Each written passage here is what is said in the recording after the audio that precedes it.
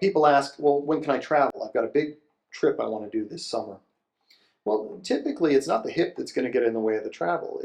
We find that people are at a unique risk for things like blood clot or complication from their surgery during the first 6 or 8 weeks. And so for that first 6 or 8 weeks, I would say that's golden time. You want to make sure you're dedicating the time to recovery, making sure you're listening to your physical therapist, making sure you're attending to any surgical needs which may occur.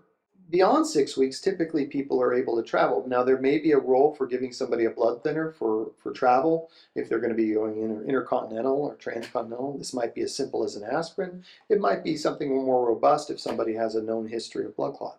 And these are the things I would encourage a patient to discuss with their surgeon prior to undergoing any surgery or making any travel plans.